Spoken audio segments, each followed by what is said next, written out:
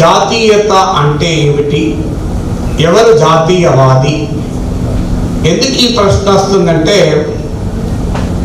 నేను రోజు అనేక విషయాలపైన మాట్లాడుతూ ఉంటాను. అందులో కింద కామెంట్స్, యూట్యూబ్లో అయితే ప్రతి నెల 1 కోటి వ్యూస్ ఉంటాయి, నియర్లీ 1 కోటి వ్యూస్. సో కింద కామెంట్స్ చదువుతుంటే నా అభిప్రాయం నచ్చని వారు ఎందుకు నచ్చదో చెప్పరు. నువ్వు దేశద్రోహి అని అంటారు, నువ్వు దేశద్రోహి, నువ్వు యాంటీ నేషనల్ అంటారు. సో ఈ కామెంట్ చూసినప్పుడు నేనేం చేశాను, ఏమన్నా తీవ్రవాద సంస్థలో పనిచేయలేదు, దేశ మిలిటరీ రహస్యాలు ఎవరికి అమ్మలేదు, మరి నేను ఎందుకు దేశద్రోహిని అయ్యాను అనే ప్రశ్న నాకు వచ్చింది. అట్లీస్ట్ కొంతమంది దృష్టిలోనైనా. అప్పుడు అసలు దేశభక్తి అంటే ఏంటి అనేది ముందు అర్థమైతే ఎవడు దేశద్రోహి అర్థమవుతుంది. దేశభక్తి అంటే ఏంటి, జాతీయత అంటే ఏంటి, ఈ పదాలు చాలా లూజ్గా మనం వాడుతూ ఉంటాం. Who is the Nationalist and what is patriotism, what is nationalism? ఇది అర్థం కావాలంటే భారతదేశంలో ఈ భావన ఎలా ఎవాల్వ్ అయింది, యూరోపియన్ దేశాల్లో ఈ భావన ఎలా ఎవాల్వ్ అయింది, ఈ రెండింటి మధ్య మౌలికమైన తేడా. యూరోప్లో నేషనలిజం, దేశము అనే భావన, దేశం అనే భావన ప్రాచీన కాలం నుంచే ఉంది అని చాలామంది అంటుంటారు. అదే నిజమైతే బొబ్బిలి రాజులకు విజయనగర రాజులకు మధ్య యుద్ధం ఎందుకు జరగాలి? ఇద్దరు భారతదేశంలో భాగమే కదా. మరి దేశం అనే భావనే ప్రాచీన భావన అయితే, ప్రాచీనిక కాలంలో కూడా దేశం అనే భావన బలంగా ఉంటే విజయనగర రాజులకు బొబ్బిలి రాజులకు యుద్ధమే జరగదు. అలాగే బహమనీ సుల్తాన్లకో లేకుంటే ఇంకో రాజులకు యుద్ధం జరగదు. అంటే భారతదేశంలోనే ఉన్న వివిధ రాజ్యాల మధ్య యుద్ధం జరగద్దు, ఆ సమస్య రావద్దు. దేశం మీదకి వేరే వాళ్ళు దండయాత్ర చేసినప్పుడు యుద్ధం జరగాలి తప్ప ఇక్కడ దేశంలో ఉన్న రాజుల మధ్య యుద్ధాలే జరగదు. కానీ జరిగినాయి కదా, మన చరిత్రలో అనేక యుద్ధాలు చూసాం కదా. అంటే అర్థం ఏంటి, దేశం అనే భావన ఆధునిక భావన. ఇది ఈ ఆధునిక మోడర్న్ కాన్సెప్టే నేషన్. సో ఎందుకు ఈ ఆధునిక భావన అసలు అర్థం ఏంటి, what is the idea of India as a nation? ఇది అర్థమైతే ఎవరు దేశభక్తుడు, ఎవరు దేశద్రోహి, ఎవరు జాతి వ్యతిరేకి, ఎవరు జాతీయవాది అనేది అర్థమవుతుంది. సో ఏంటి ఈ ప్రశ్న ఎందుకు వస్తుంది అంటే, యూరోప్లో ఈ జాతీయవాద భావనకు భారతదేశంలో ఆధునిక కాలంలో ఈ జాతీయవాద భావన ఎవాల్వ్ అయ్యటానికి ఒక మౌలికమైన తేడా. యూరోప్లో కనుక తీసుకుంటే ఒక కామన్ లాంగ్వేజ్, ఒక కామన్ రిలీజియన్, ఒక కామన్ ఎనిమీ, ఈ 3 లక్షణాలు మనకు యూరోప్లో కనబడతాయి. మీరు యూకే తీసుకోండి, English common language, common religion. ఇప్పుడు అన్ని రకాల మతాల వాళ్ళు వచ్చి చేరుతున్నారు.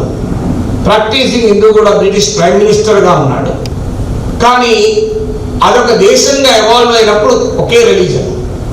అలాగే ఒక కామన్ ఎనిమీ, నార్త్ యూరోప్లో క్యాథలిక్స్ ఎనిమీ, సౌత్ యూరోప్లో ప్రొటెస్టెంట్స్ ఎనిమీ. ఇలా ఫ్రాన్స్ అదొక కామన్ లాంగ్వేజ్, ఫ్రెంచ్. ఇలా యూరోప్ అంతటా కూడా ఈ 3 ప్రాథమిక సూత్రాల ఆధారంగా దేశం అనేది నిర్వచింపబడింది, జాతీయత అనేది నిర్వచింపబడింది. ఒకే భాష, ఒకే మతము, ఒక శత్రువు. కొన్ని చోట్ల క్యాథలిక్ శత్రువు, కొన్ని చోట్ల ప్రొటెస్టెంట్ శత్రువులు, అన్ని చోట్ల యూదుల శత్రువులు. కానీ భారతదేశానికి వచ్చే వరకు, భారతదేశమే కాదు అనేక ఎమర్జింగ్ కంట్రీస్, డెవలపింగ్ కంట్రీస్కి వచ్చే వరకు దేశం అనే భావన, జాతీయత అనే భావన వలసవాద వ్యతిరేక పోరాటంలో ఘనీభవించింది. It solidified in the anti colonial struggle. అంటే బ్రిటిష్ సామ్రాజ్యవాదానికి వ్యతిరేకంగా, బ్రిటిష్ వలస పాలనకు వ్యతిరేకంగా జరిగిన ఒక మహత్తర పోరాటంలో జాతీయత అనే భావన ఎమర్చాయి. అందువల్ల యూరోప్ లో ఉన్నట్లు కామన్ లాంగ్వేజ్ లేదు, కామన్ రిలీజన్ లేదు, కామన్ ఎనిమి బ్రిటిష్ అని. అది కూడా బ్రిటిష్ పాలన, బ్రిటిష్ మనుషులు కాదు. ఇంట్రెస్టింగ్ ఏంటంటే స్వాతంత్ర పోరాటం అంతా బ్రిటిష్ పాలనకు వ్యతిరేకంగా జరిగింది.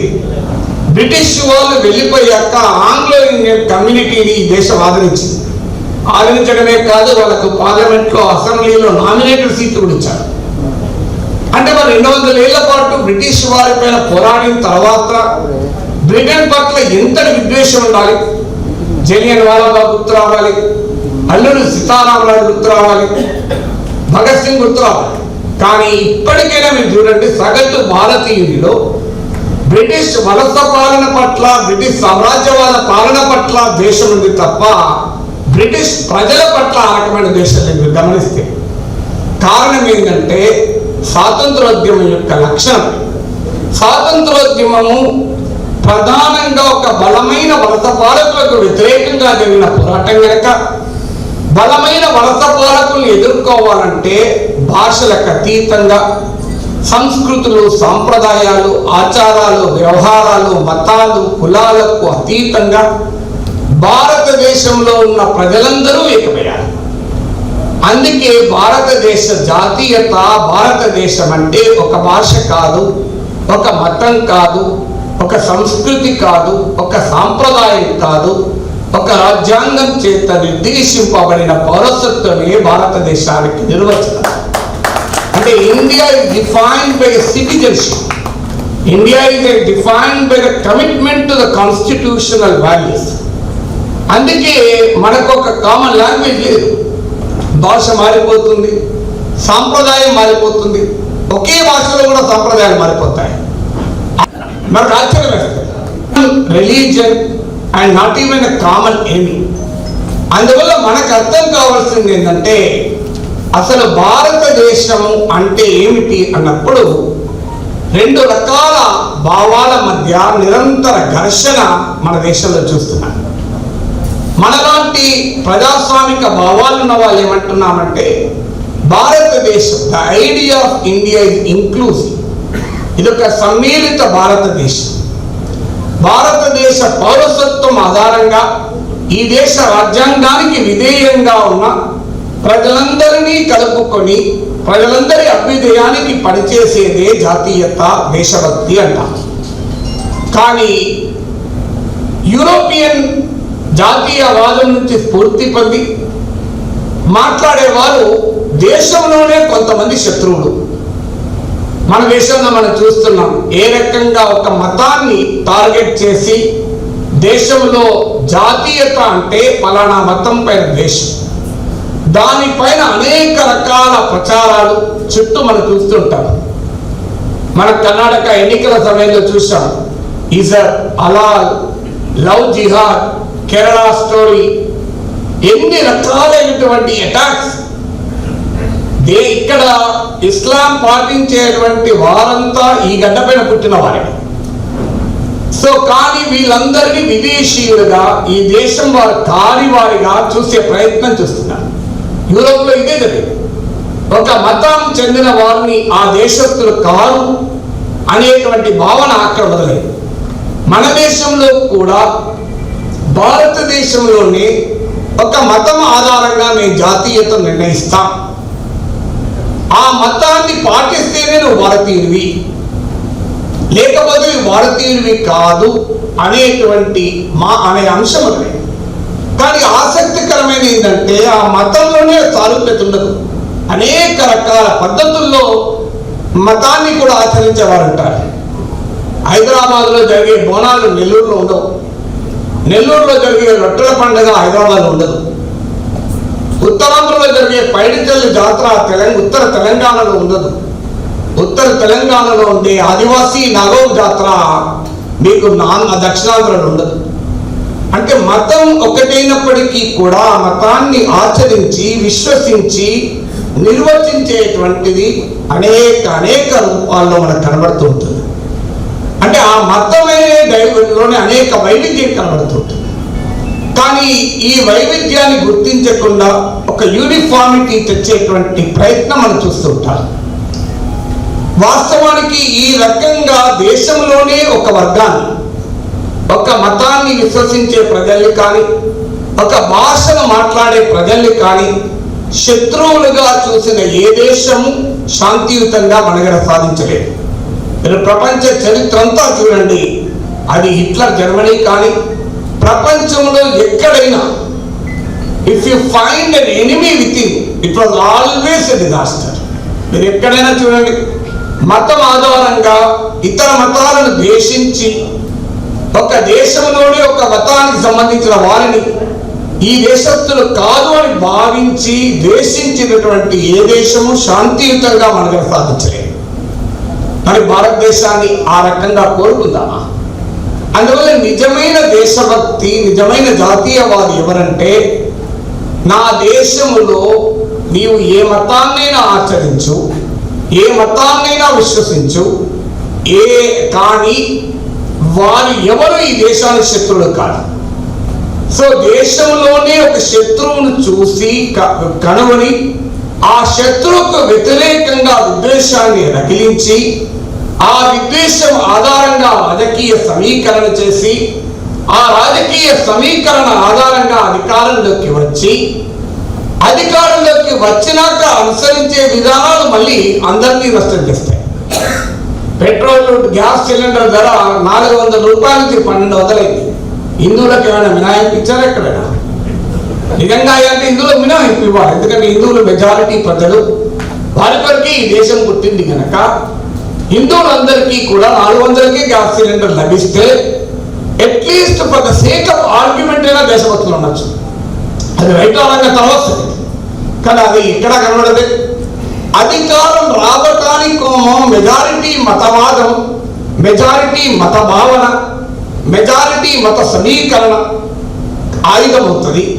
అధికారం వచ్చాక ఆ మెజారిటీ మతస్థులకు కూడా నష్టం కలిగించే విధానాలు అనుసరిస్తారు.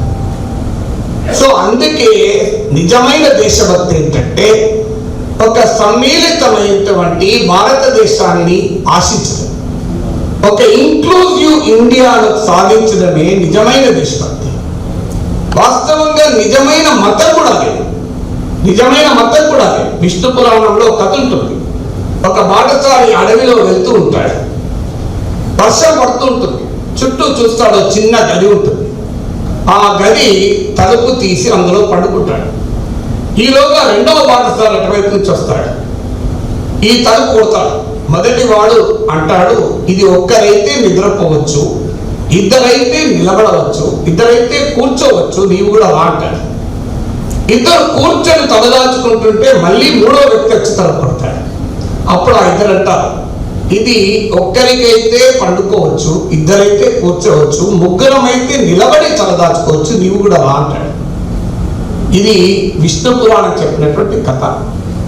ఇది నిజమైన హిందూ మతం, ఇది నిజమైన భారతీయత, ఇది నిజమైన జాతీయత.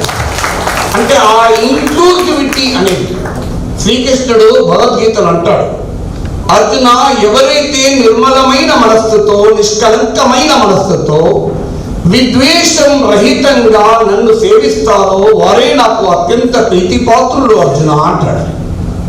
అంటే ఏమన్నాడు శ్రీకృష్ణ పరమాత్మ?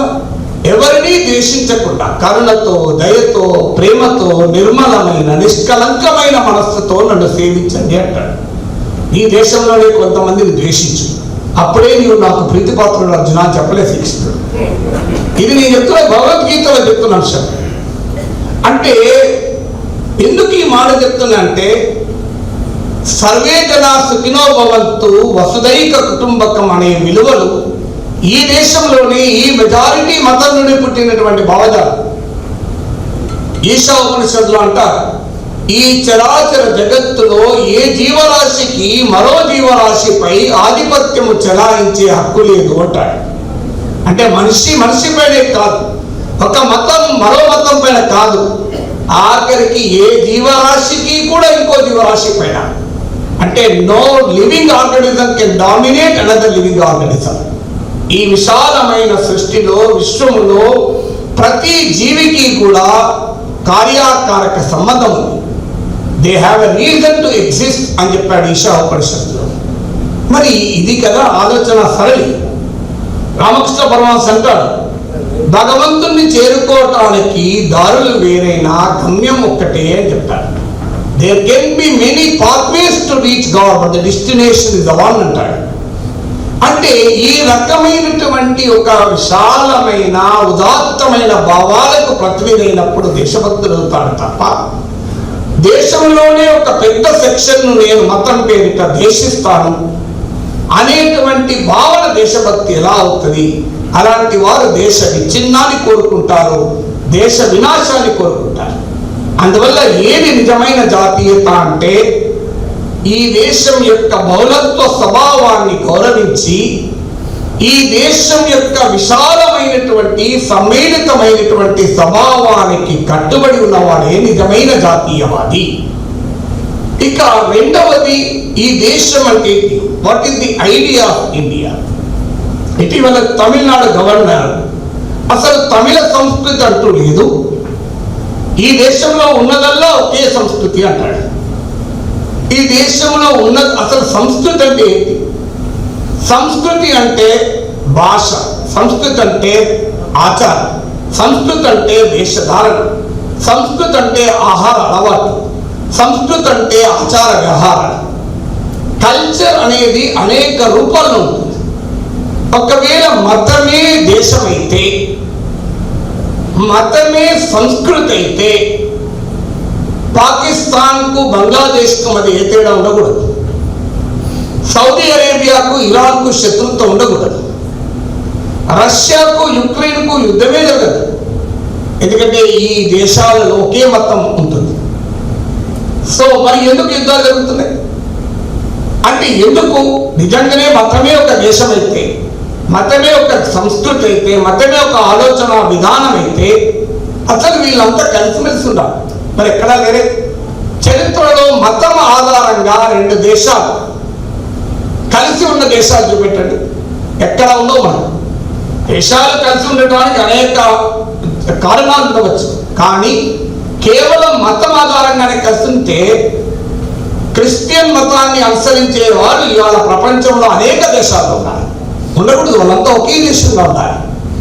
అంటే దేశం అంటే మతం కాదు. Country cannot be defined in terms of a religion. రిలీజనే కాదు, in terms of language of. ఎందుకంటే దేశము, what is the idea of India అన్నప్పుడు అమలేంద్ర గుహ అనే సామాజిక శాస్త్రవేత్త ఒక నిర్వచనం ఇస్తాడు. There is a big nation and small nation అంటాడు. భారతదేశము అనే భావన, నేను తెలుగువాణ్ణి అన్న భావన, నేను రాయలసీమకు చెందిన వాణ్ణి, నేను ఉత్తరాంధ్ర వాణ్ణి, నేను తెలంగాణ వాణ్ణి, ఇవన్నీ పరస్పర విరుద్ధమైన భావనలు కాదు. నేను తెలుగువాణ్ణి అన్నంత మాత్రాన నేను భారతీయుని కాకుండా పోతానా? సో నేను తెలంగాణ పోవాన్ని, నేను ఉత్తరాంధ్ర వాణ్ణి అన్నప్పుడు భారతీయుడు కాకుండా పోతాడా? అంటే భారతదేశంలో లయాలిటీ అనేది it is multiple loyalties. Multiple loyalties అంటే బహుళమైన విధేయతల జనసమూహాలు ఉన్నటువంటి దేశం అది. అంటే నా గ్రామం పట్ల నాకు ప్రేమ ఉంటుంది, నా వార్డు పట్ల నాకు ప్రేమ ఉంటుంది. మీరు నెల్లూరు వాసులు కనుక మీరు ఒక నెల రోజులో 6 నెలలో ఏడాదో ఒక దేశం వేరే దేశానికి పోయిరండి. వేరే దేశం అవసరం లేదు, విజయవాడలో ఉండిరండి. మీరు విజయవాడ నుంచి నెల్లూరు వచ్చినప్పుడు అసలు విజయవాడ బస్ స్టాండ్కి పోయి నెల్లూరు అన్న బోర్డు చూడండి, బస్తుంది. మీ ఒళ్ళు పులకరించకపోతే చెప్పండి, ఎందుకు పులకరిస్తుంది? అరే నెల్లూరు ఆంధ్ర తెలుగే భారతదేశమే, కానీ ఒక నెల రోజులు నెల్లూరు విడిచి విజయవాడలో ఉంటూ విజయవాడ బస్ స్టాండ్లో నెల్లూరు అన్న బోర్డు చూస్తే పులకరించిపోతుంది. అంటే మన దేశంలో ఉన్నటువంటి ఐడెంటిటీస్ అంటే ఒక వార్డు పట్ల ఐడెంటిటీ, ఒక వీధి పట్ల ఐడెంటిటీ ఉండొచ్చు. నేను నెల్లూరు వాసిని, నేను నెల్లూరులో ఫలానా సెంటర్ వాసిని, ఇవన్నీ పరస్పర విరుద్ధం కాదు. నేను ఫలానా దక్షిణాంధ్ర చెందినవాడిని, ఉత్తరాంధ్ర చెందినవాడిని, నేను ఫలానా భాష మాట్లాడేవాడిని, these are all complementary identities తప్ప కాంట్రడిక్టరీ ఐడెంటిటీస్ కావు. తమిళనాడు గవర్నర్ అంటాడు అసలు తమిళ్ కల్చరే లేదు అంటాడు. సో తమిళ్ కల్చరే లేదు, ఉన్నదల్లో ఒకటే కల్చర్ అంటే మరి ఈరోజు తమిళనాడులో ఒక పండుగ జరుపుకోవడం, కేరళలో ఒక పండుగ జరుపుకోవడం, ఉత్తరాదిన పండుగ జరుపుకోవడం ఒకే రకంగా ఉండాలి ఉన్నదా? మీకు కేరళలో మహాబలి తిరిగి వచ్చిన సందర్భంగా ఓణం పండుగ జరుపుకుంటారు. అంటే మలయాళీస్కు మహాబలి ఒక గొప్ప రాజు. కానీ హిందూ మతం ఏం చెప్తుంది? విష్ణుమూర్తి అవతారమైన వామనుడు మహాబలిని శిక్షిస్తాడు బలిచక్రవర్తిని. మరి ఉత్తరాదిలోమో బలిచక్రవర్తి శిక్షారుడైతే మలయాళీస్కోమో బలిచక్రవర్తి ఆరాధకుడయ్యాడు. ఏంటి తేడా? మీరు కమ్మన్ రామాయణంలో రావణాసురుడిని కూడా గొప్పగా పొగుడుతారు. అంటే భారతదేశంలో ఉన్నటువంటి వైవిధ్యభరిత అస్తిత్వాలకు ఇదొక ఉదాహరణ. మరి ఏది భారతదేశం? బలిచక్రవర్తి దుర్మార్గుడు కనుక ఆయనను శిక్షించాలని నమ్మడం భారతదేశమా? బలిచక్రవర్తి గొప్పవాడు కనుక ఆయన తిరిగి రావడాన్ని మేము పండుగగా జరుపుకుంటామన్న మలయాళీస్ భారతీయులైతారా? ఎవరు భారతీయులైతారంటే వారి వారి నమ్మకాలు విశ్వాసాలు ఎలా ఉన్నా ఈ దేశ రాజ్యాంగానికి కట్టుబడి ఉన్న వాళ్ళంతా భారతీయులే అవుతారు. అది భారతీయతకు నిర్వచనం. మరి ఇలా మనకు అనేక రూపాలకు కానీ అన్ఫార్చునేట్లీ ఈ డైవర్సిటీని దెబ్బతీయడమే ఇవాళ దేశభక్తి అంట. అందుకే కేంద్ర హోంమంత్రి అమిత్ షా ఒక సందర్భంలో అన్నాడు, హిందీ భారతీయ ఆత్మ అన్నాడు. నన్ను టీవీ వాళ్ళు అడిగారు మీరేమంటారు సార్ అంటే, నా తెలుగు మరి ప్రేతాత్మ అవుతుందా అని అడిగా. హిందీ ఆత్మ అయితే నా తెలుగు ఏదో ఒకటి కావాలి కదా. అంటే భారతీయ ఆత్మంతో Hindi the soul of India. I not Indian. Telugu వారిగా నేను భారతీయుని కాదా? అంటే ఆ కారణం ఏంటి? ఒక మతం ఆధారంగా దేశాన్ని కాదు, చివరకు ఒక భాష ఆధారంగా కూడా దేశాన్ని నిర్వర్తిస్తున్నాను. మొదట్లో మతంతో మొదలవుతుంది, తర్వాత అక్కడ ఆగదు. అది భాష ఆధారంగా నిర్వచింపబడుతుంది, చివరకు కులం ఆధారంగా కూడా నిర్వచించబడుతుంది. నీవు అగ్రకులవాడి అయితేనే భారతీయుడివి, అరువు సమాన పౌరులు, లేకపోతే నీకు ఆ రకమైన పౌరసత్వమే ఉండదు. నిజంగా ఇది అర్జునుడికి విలువిద్య నేర్పిన ద్రోణాచార్యుడు ఏకలవ్యుడి బడనవేలు అడగలేదు. మరి ఒకవేళ సమాన పౌరసత్వమే ఉండి ఉంటే మహాభారత కాలంలో అర్జునుడిని ఏకలవ్యుడిని సమానంగా చూడాలి. మరి అర్జునుడిని ఏకలవ్యుడిని సమానంగా సమాజం ఎందుకు చూడాలి? అంటే భారతీయత అనే నిర్వచనానికి మతంతో మొదలైతే అది భాషకు వస్తుంది. హిందీ భాష మాట్లాడే వాళ్ళే భారతీయులు, హిందీ రాని వాళ్ళు భారతీయులు కాదు అనే చర్చ మొదలవుతుంది. మీరు గమనించండి, అమిత్ షా అంటాడు రెండు భారతదేశంలోని రెండు రాష్ట్రాలు తమ మధ్య జరిగే కమ్యూనికేషన్ హిందీలో ఉండాలి అంటాడు. అంటే ఒక తమిళనాడు ఆంధ్రప్రదేశ్ మాట్లాడుకుంటే హిందీలో మాట్లాడుకోవాలి. మరి హర్యానా మధ్యప్రదేశ్ తెలుగులో ఎందుకు మాట్లాడుకోరు? మీరు త్రిభాషా సూత్రాన్ని మనమందరం పాటించాలి. హిందీ నేర్చుకున్నాను, కానీ నార్త్ ఇండియాలో ఎవరైనా దక్షిణాది భాషలు నేర్చుకున్నారా? ఎవరైనా మలయాళం నేర్చుకున్నారా? ఎవరైనా తెలుగు నేర్చుకున్నారా? తమిళం నేర్చుకున్నారా? ఇప్పటికీ మీరు గమనించండి, నేను వ్యతిరేకం కాదు. ఉత్తర భారతదేశం 40 ఏళ్ళు 50 ఏళ్ళు హైదరాబాద్లో ఉన్న వాళ్ళు తెలుగు వచ్చినా వాళ్ళు హిందీలోనే మాట్లాడుకుంటారు. నేను మా ఉన్న అపార్ట్మెంట్లో 190% మంది మార్వాడీస్ నార్త్ ఇండియన్స్ ఉంటే ఆఖరికి వినాయక చవితి మంగళహారతులు కూడా హిందీలోనే పాడవాలి, తెలుగులో పాడవాలి కాదు. మరి ఎందుకు ఆ తేడా ఉంది? తెలుగు వారికి హిందీ నేర్చుకోమని చెప్పే పెద్ద మనుషులు హిందీ భాష మాట్లాడే వారికి తెలుగు నేర్చుకోమని ఎందుకు చెప్పరు? మీరు నిజంగా భారతీయులు అయితే రెండు చెప్పాలి. తెలుగు వారికి, మలయాళీస్కు, తమిళం వారికి హిందీ నేర్చుకుని చెప్పాలి. వాస్తవంగా మనం నేర్చుకుంటున్నాం కూడా. బాలీవుడ్ పుణ్యమాని, బాలీవుడ్ పుణ్యమాని ఇవాళ తేడా లేదు. ఓటీటీల పుణ్యమాని మన పుష్పలు భారతదేశం అంతా వికసించారు. మన బాహుబలిలు భారతదేశం అంతా తమకు బలాన్ని చూపెట్టారు.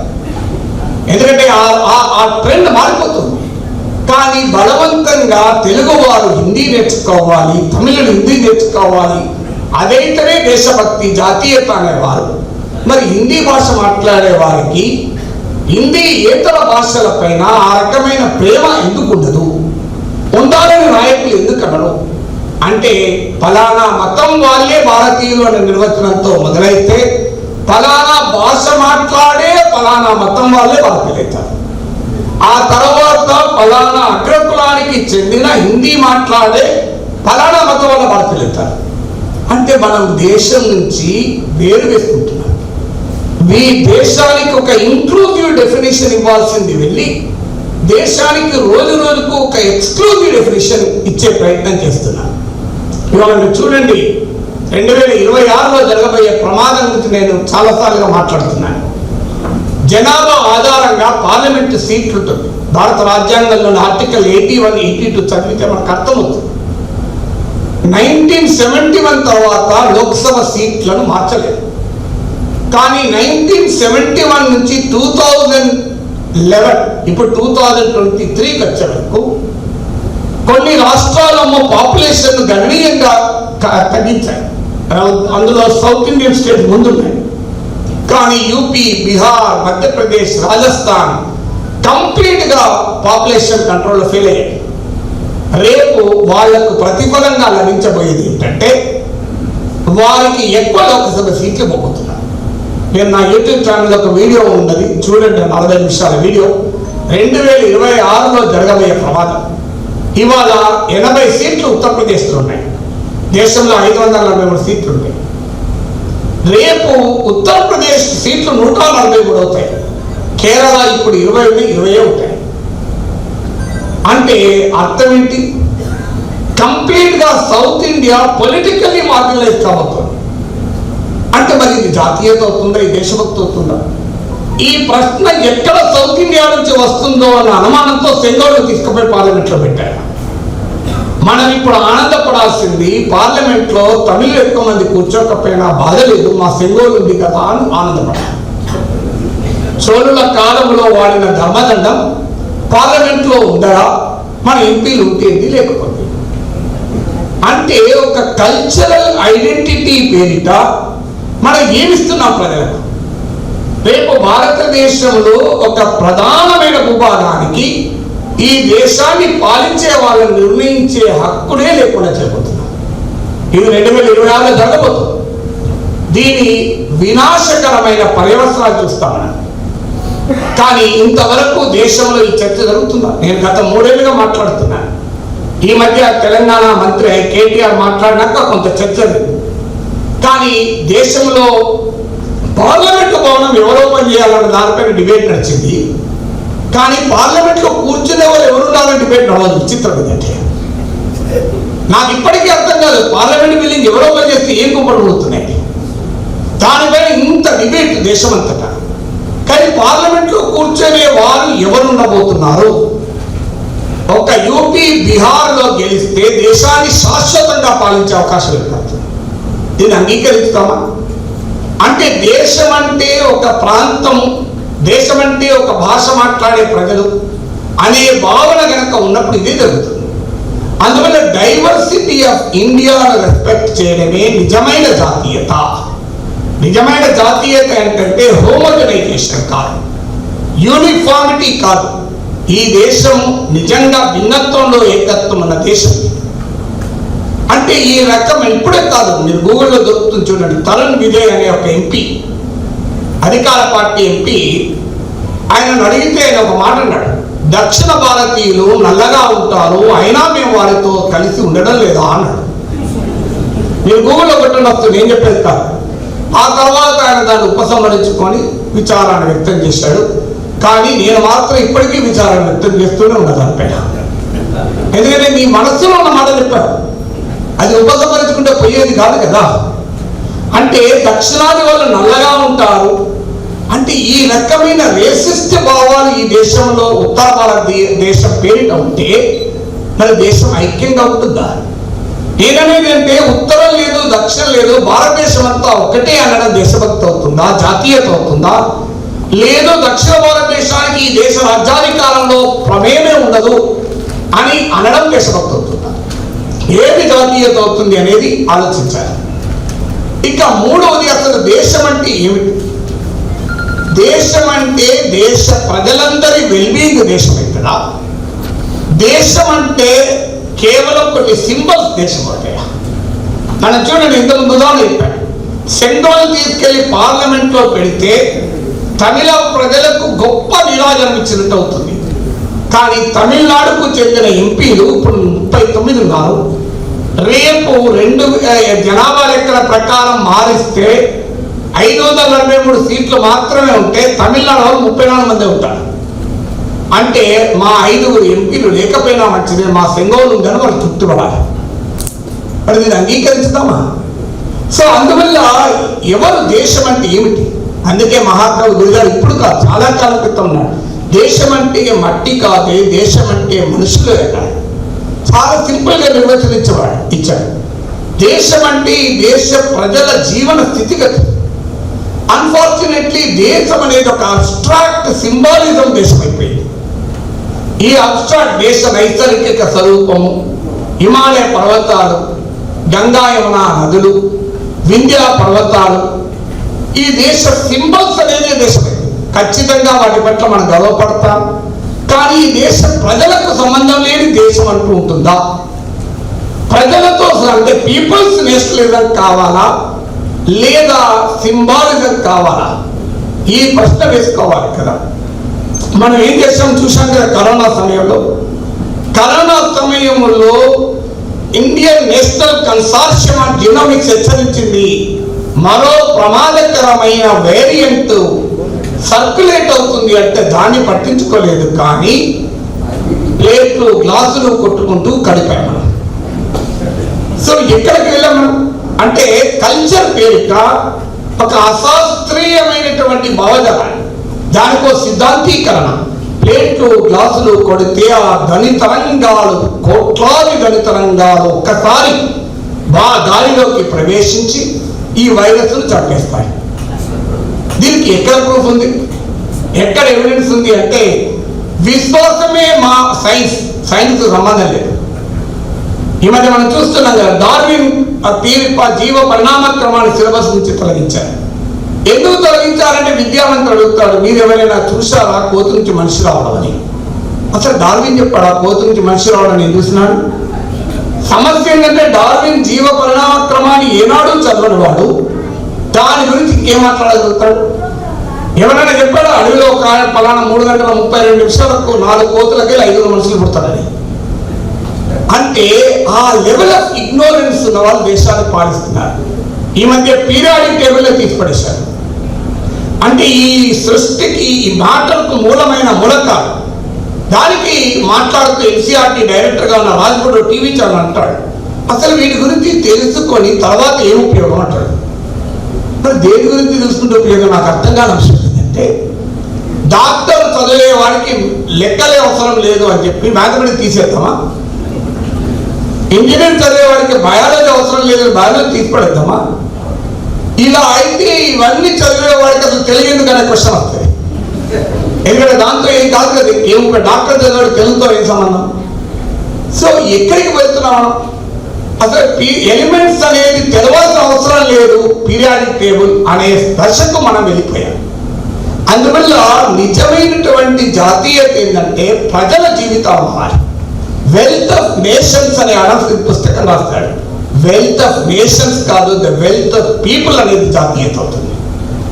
అందుకే మీరు గమనించండి, అదానీ పైన ఆరోపణలు వస్తే అదానీ ఏమన్నాడు? ఇది నాపై దాడి కాదు, భారతదేశంపై దాడి అన్నాడు. అంటే అదానీ ఈక్వలెంట్ టు ఇండియా. కానీ అదానీకి ఇండియాకు సంబంధం ఏమైనా ఉందా? ఓకే, అదానీ దేశంలో ఒక పెద్ద పారిశ్రామికవేత్త కావచ్చు, కానీ అదానీ అంటే భారతదేశమే అయితే ఈ దేశంలో 23 కోట్ల మంది ప్రజలకు రోజుకు 375 రూపాయల కన్నా తక్కువ ఆదాయం ఉంది. కానీ అదానీకి గంటకు 1600 కోట్ల ఆదాయం. మరి అదానీ భారతదేశం ఒకటే అవుతుందా? కానీ అదానీ ఏమంటున్నాడు, తనపై ఆరోపణ వచ్చినప్పుడు ఇది అటాక్ ఆన్ ఇండియా అంటాడు. అంటే వాళ్ళ దృష్టిలో ఇండియా అంటే ఈ defined in terms of Ambani and Adani. కానీ India should be defined in terms of 140 crore Indians. ఈ మౌలికమైన ప్రజా జాతీయవాదాన్ని జనం ముందు పెట్టాలి. దేశం అంటే క్రోడీస్ కాదు, దేశం అంటే 2-3 పారిశ్రామికవేత్తలు కాదు. ఇంతకుముందు మన మాటలు చెప్పారు, ఒక 10 మంది భారతదేశంలో ఉన్న బడా సంపన్నుల ఆస్తి పైన 1% పన్ను వేస్తే భారతదేశ ప్రభుత్వ ఆరోగ్య బడ్జెట్ను 30 ఏళ్ల వరకు నడపచ్చు. కానీ ఆ సంపన్నుల పైన 1% ట్యాక్స్ కూడా వేయకూడదు అనేవారు దేశభక్తులా? ఆ 1% కాదు 2% వేసి ప్రజల ఆరోగ్యానికి రక్షణ ఇవ్వండి అనడం దేశభక్తి అవుతుందా? ఏది జాతీయత, ఏది దేశభక్తి? సో రియల్ ప్యాట్రియాట్ అంటే ఎవరు? ఈ దేశంలో ఉన్న కోట్లాది మంది ప్రజలు ఆరోగ్యంగా ఉండాలి కనుక 10 మంది బడా పారిశ్రామికవేత్తల పైన 1% ట్యాక్స్ వేయండి అని అంటున్నాను. Is this not patriotism? దీన్ని మించిన దేశభక్తి ఇంకోటి ఉంటుందా? కానీ ఎప్పుడైతే దేశాన్ని మనము ప్రజలుగా నిర్వచించమో, దేశాన్ని పారిశ్రామికవేత్తలుగా నిర్వచిస్తామో, వారిని ముట్టుకోవడమే దేశద్రోహం అవుతుంది. అందుకే ఆస్తి పన్ను వేయడం దేశద్రోహం అవుతుంది. ఇన్హెరిటెన్స్ టాక్స్, వారసత్వ పన్ను వేయడం దేశద్రోహం అవుతుంది. అసలు సంపన్నుల పైన పన్ను వేయడమే దేశద్రోహం అవుతుంది. బడా కార్పొరేట్ల పైన పన్ను వేయడమే దేశద్రోహం అవుతుంది. ఎందుకంటే దేశం అంటే వాళ్ళే అని నిర్వచించినప్పుడు, దేశం అంటే ప్రజలని నిర్వచించినప్పుడు వారిపైన పన్నులు వేస్తేనా దేశ ప్రజలకు ఆరోగ్యాన్ని ఇవ్వడం అన్నది దేశభక్తి అవుతుంది. అందువల్ల ప్రజల nation should be defined in terms of people. ఇంకో ముఖ్యమైన అంశం ఏంటంటే దేశ గతాన్ని పొగడమే దేశభక్తి. వర్తమానంలో ఉన్న తప్పుల్ని గనక లెక్క చెప్పితే అది దేశద్రోహం. ఎందుకు ఈ ప్రచారం చేస్తున్నారు, ఎందుకు ఈ చేస్తున్నా అంటే దేశంలో ఉన్న భయంకర అసమానతలు ఇలాగే కొనసాగాలి అంటే దేశం ఉన్న వర్తమానం గురించి, భవిష్యత్తు గురించి మాట్లాడకూడదు. ఏమైనా గతం గురించే మాట్లాడాలి. మీకు ఆశ్చర్యం వేస్తుంది, నవంబర్ 26న భారతదేశం రాజ్యాంగాన్ని ఆమోదిస్తుంది. రాజ్యాంగాన్ని ఆమోదించిన నాడు మా విశ్వవిద్యాలయాలకు యూజీసీ ఒక సర్కులర్ పంపింది. ఈ సందర్భంగా మీరు కొన్ని సెమినార్లు పెట్టండి అని పెట్టించారు. సహజంగా కామన్ సెన్స్ ఏం చెప్తుంది? మీరు ఏ సెమినార్లు పెట్టాలి కాన్స్టిట్యూషన్ పుట్టినరోజు అని అడిగారు అనుకోండి, మీరు ఏం చెప్తారు? మీరు కాదు, ఒక 10వ తరగతి లోపు చదువుకుంటున్న బడిపిల్లలు అడగండి. రాజ్యాంగం గురించి పెట్టాలి, ప్రజాస్వామ్యం గురించి పెట్టాలి అని అంటారు. కానీ యూజీసీ ఇచ్చిన సర్కులర్ ఆదర్శ రాజు గురించి పెట్టండి, ఐడియల్ కింగ్, రాజర్షి అంటే ఋషిగా జీవించే రాజు గురించి పెట్టండి. అంటే రాజరిక వ్యవస్థను సెలబ్రేట్ చేస్తూ సెమినార్లు పెట్టండి అన్న. అంటే రాజరిక వ్యవస్థను సెలబ్రేట్ చేయడం దేశభక్తి అవుతుందా? ఎంత రాజులు గొప్పవాళ్ళైనా కావచ్చు, చరిత్రలో చాలా మంది గొప్ప రాజులు ఉన్నారు. అదే సమయంలో చరిత్రలో చాలా మంది క్రూరమైన రాజులు ఉన్నారు. దేశ చరిత్రలో చాలా మంది పనికిమాలిన ప్రజాస్వామ్య అధినేతలు ఉన్నారు. కానీ చాలా గొప్ప మంది ప్రజాస్వామ్య అధినేతలు ఉన్నారు. కానీ చరిత్రలో గొప్ప రాజులు ఉన్నారు కనుక రాచరికాన్ని కోరుకుందామా? రాచరికాన్ని కోరుకోవడమే దేశభక్తి అవుతుంది అని నిర్వచింపబడుతోంది కనుకనే రాజుల కాలపు ధర్మదండాన్ని తీసుకెళ్లి పార్లమెంట్లో పెట్టారు. వాస్తవంగా రాజ్యాంగ నిర్ణాయక సభ చివరి సమావేశంలో, last meeting of the constituent అసెంబ్లీలో, ఆ కాన్స్టిట్యూంట్ అసెంబ్లీకి ప్రెసిడెంట్ గా ఉన్న రాజేంద్ర ప్రసాద్ కు కాన్స్టిట్యూంట్ అసెంబ్లీలో ఒక ఉమెన్ మెంబర్ హన్సా మెహతా అనుకుంటాను, ఆమె వెళ్ళి జాతీయ పతాకాన్ని బహుకరించింది. నిజంగా what is the symbol of democratic India? ఒక జాతీయ పతాక, national flag is the symbol of democratic India. రాజ్యాంగం is the symbol of democratic India. కానీ రాజుల కాలపు ధర్మదండం సింబల్ ఆఫ్ డెమోక్రటిక్ ఇండియా అంటున్నారు. ఆ రోజుల్లో ఎందుకు ధర్మదండం ఇచ్చారు? దానికి కారణం ఉంది. ఆ రాజుల్లో రాజు ఎలక్టెడ్ కాదు కనుక, రాజు వారసత్వంగా వచ్చాడు కనుక, దానికి ఏం మెరిట్ లేదు, సంబంధం లేదు కనుక, వాడు పనికిమాలిగా వ్యవహరిస్తే అడిగేవాడు లేదు కనుక, రాజు నిర్ణయాలను ప్రశ్నించే సుప్రీంకోర్టు లేదు కనుక, రాజు అరాచకంగా ఉండే ప్రమాదం ఉంది కనుక ఆ రాజు పైన ఏదో ఒక రెగ్యులేషన్ ఉండాలి. అందువల్ల నువ్వు నీ చేతిలో దైవదత్తమైన ధర్మదండం పెడుతున్నావు, నువ్వు ఏమైనా ధర్మం తప్పితే దేవుడు శిక్షిస్తాడు అనే భయం పెట్టడానికి ఇచ్చారు. సో అందువల్ల మనం ఏమి కోరుకోవాలి? సో నిజమైన ప్రజాస్వామ్యంలో మనం కోరుకోవాల్సింది రాజ్యాంగం సింబల్గా ఉండాలి. కానీ మనం చూసాం పార్లమెంట్లో ఏది సింబల్ కావాలి. దీనికి కారణం ఏంటంటే గతాన్ని పొగడమే దేశభక్తి, వర్తమానాన్ని ప్రశ్నించడం దేశభక్తి కాదు. ఆఖరికి ప్రశ్నిస్తే వాడు రాజద్రోహం కేసులు పెడతాం. ప్రశ్నించడం అనేది ఒక పెద్ద రాజ్యాంగ నేరం అనే దశకు మనం చేరుకున్నాం. అందువల్ల నిజమైన భారతదేశ జాతీయత ఏంటంటే భారతదేశం అంతా ప్రశ్నించిన నాగరికత. మీరు భారతీయ తాత్విక చింతన చూడండి, అనేక ప్రశ్నలు మన తాత్విక చింతనలో నాగరికతలో కనబడతాయి. అందువల్ల ట్రూ ఇండియన్ ఏంటంటే, ట్రూ స్పిరిట్ ఆఫ్ ఇండియా ఏంటంటే వైవిధ్యాన్ని గౌరవించడం, గతాన్ని వర్తమానాన్ని క్రిటికల్గా ప్రశ్నించడం. ఎందుకంటే ఒక సుందర భవిష్యత్తును నిర్మించుకోవాలంటే క్రిటికల్గా గతాన్ని వర్తమానాన్ని ప్రశ్నించాలి. నిజమైన భారతదేశం అంటే ఈ దేశంలో పౌరులు స్వేచ్ఛగా ఆలోచించగలగడం. అందుకే సో ఒక ఆలోచించేటువంటి మేధస్సులు కావలసిన భారతదేశం. అందుకే రవీంద్రనాథ్ ఠాగూర్ అంటాడు, నిజమైనటువంటి దేశభక్తి అంటే స్లేవరీ ఆఫ్ మైండ్ కాదు అంటాడు. అంటే ఒక ఆలోచనల బానిసత్వం అనేది దేశభక్తి కాదు అని చెప్తాడు ఠాగూర్ నేషనలిజం.